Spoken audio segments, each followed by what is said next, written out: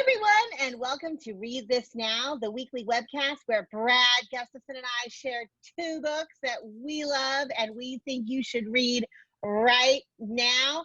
Brad, you look different this week. Well, hi, Jennifer. That is because I am different this week. My name is Kristin Zemke, and I am a teacher in Chicago, and I write books on digital learning for educators. And I'm super excited to be here today to talk about my favorite thing, books. Yay! Well, I'm so excited to have you today as Brad's sort of understudy, as he had to be in an all-day meeting today.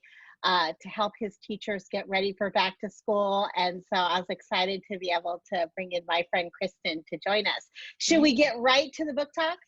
I am super excited, so let's go. Woohoo! Okay, I'm going to go first this week, which I never do, but I'm so excited. I can't wait to share the book. Nana Akua Goes to School. And it is by Tricia, Elam Walker, and the illustrations are by April Harrison. Now, Kristin, do you know this book? I do not know this book, so I'm super excited to hear it. It's so good. It's one of my very favorite picture books of 2020 so far. And as I always do on Read This Now, I'm going to follow the protocol for picture books taught to be by our friend John Shu, who first says, of course, we should undress the picture book by taking off the dust jacket. In this case, the cover looks just like the dust jacket cover. There are no changes.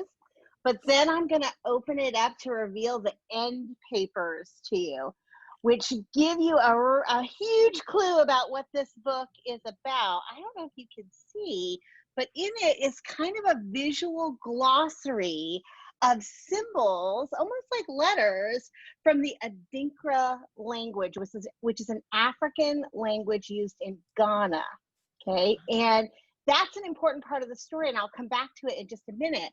But this book is about a little girl named Zora, whose favorite person in the world is her Nana, who lives with her. Nana was born in Ghana and grew up there, but they now live in America. At school, Zora, though, becomes upset on the day that they decide or they announce that there's going to be a Grandparents' Day. Zora wants to bring Nana to Grandparents' Day, but she is nervous because sometimes when she and Nana are out in the world, people are mean to Nana because her face is covered in scars that were cut into her by her parents as part of a tribal ritual in which they cut symbols expressing their love and joy and belief in their child into the child's face. And for Nana, these symbols are a point of pride. She loves them. They remind her of her parents. They remind her of how she's unique and different and was wanted by them in a way that only a parent can want a child. But in the world, people who don't understand are sometimes cruel to Nana.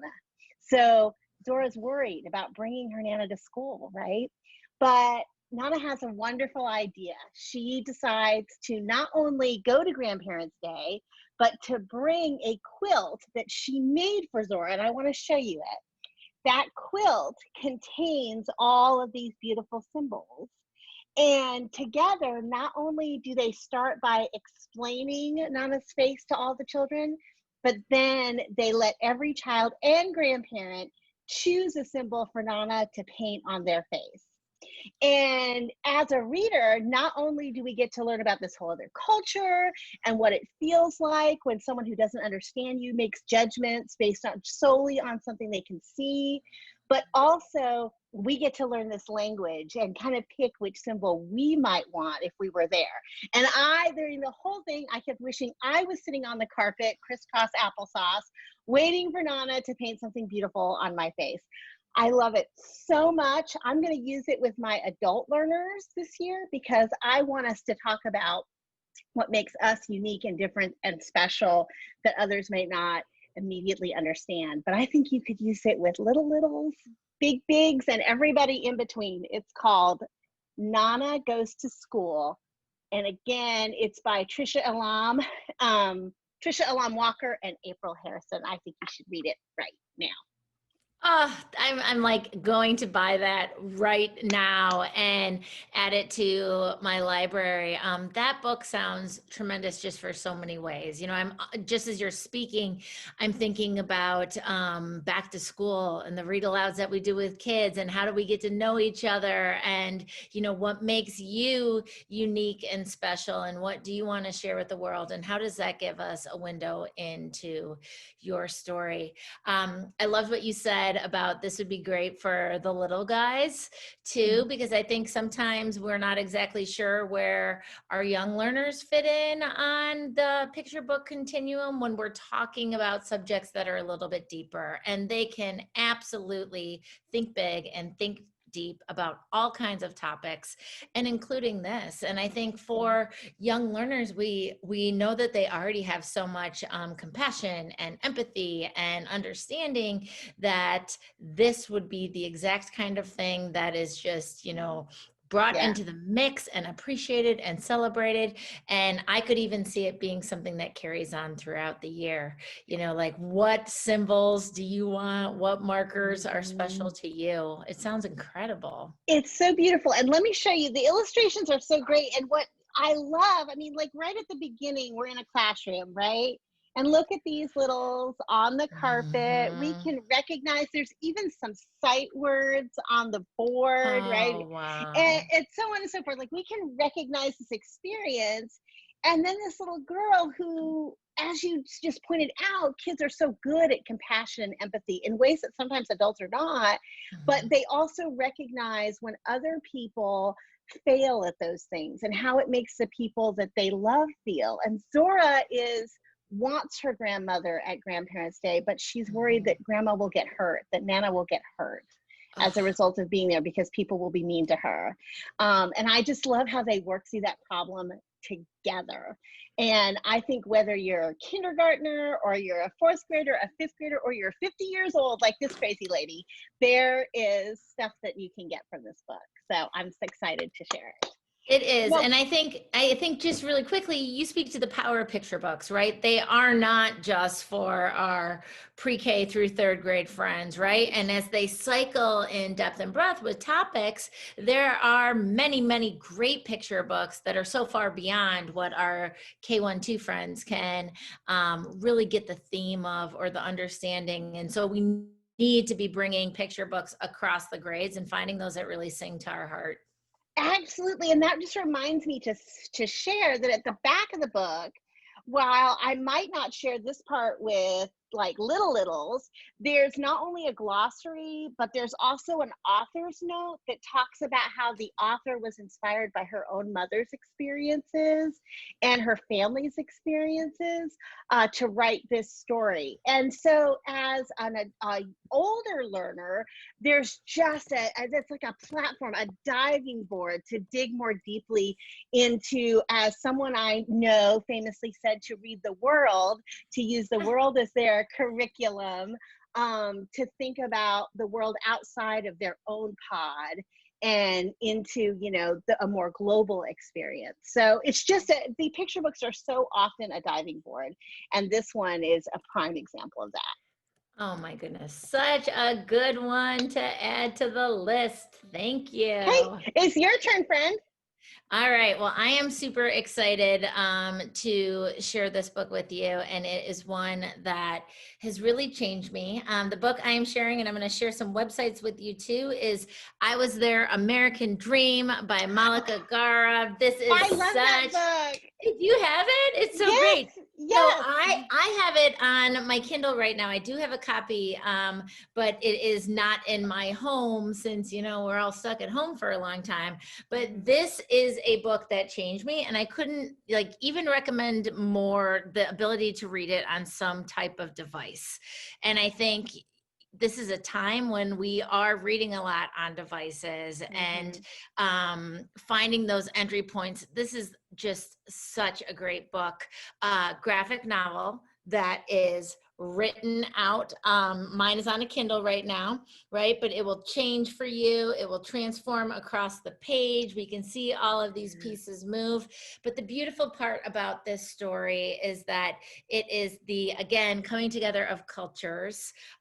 It's her growing up story, and her mom was from the Philippines, and her dad was from Egypt. And so she tells the story through her lens of being a child from these two cultures and growing up in the United States, and what she appreciated about her religious diversity and her food diversity and her family diversity on both sides, but then where she sort of tried to find her fit here in the United States, especially as she grew into a teenager. And what I love about this is that the format is a variant format, and I think we need more of that. Like, so frequently when I talk to middle grades readers, and this would be definitely something I'd recommend for probably end of fourth, fifth, up through middle school, up through high school, but giving the opportunity to read a graphic novel and then to see one laid out. And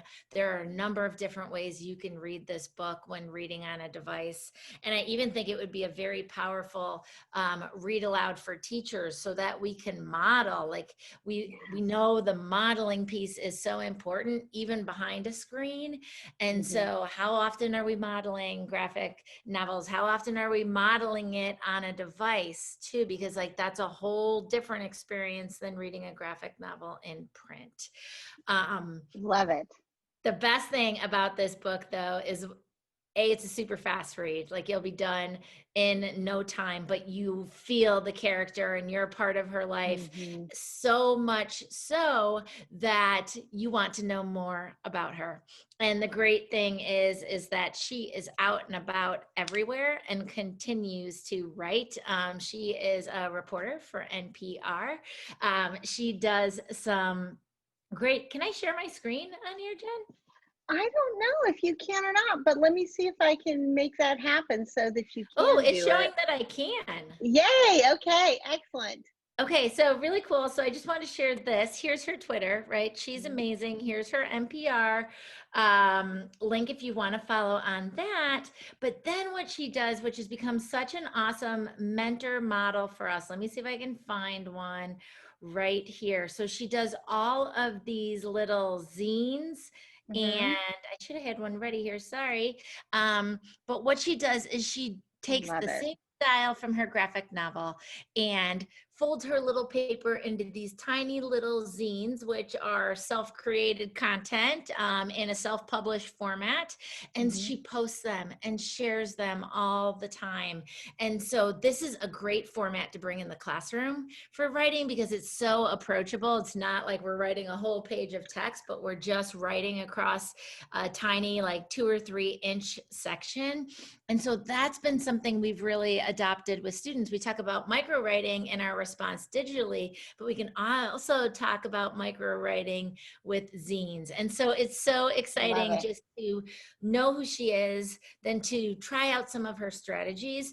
And regularly, right now, she's publishing a lot about coronavirus for NPR, and she has mini zines for kids and a step-by-step guide to staying safe. And so her experience in her book then really comes to life with students, which makes my heart so joyful once again. Oh, I love that book so much. I use it with my young adult literature students, and they respond to it. I want to just add one thing to what you said, because everything you said was so right on point and gets me so excited about books and reading, and graphic novels in particular, which are a passion area for me.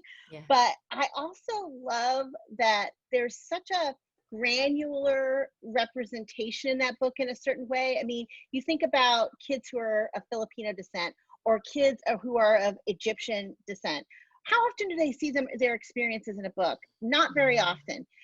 But at the same time, there's also this macro representation, in so much as through this granular representation, we get a huge idea of how we are all very much alike. You know, there are experiences that make us unique, but there are also common universal experiences that we share.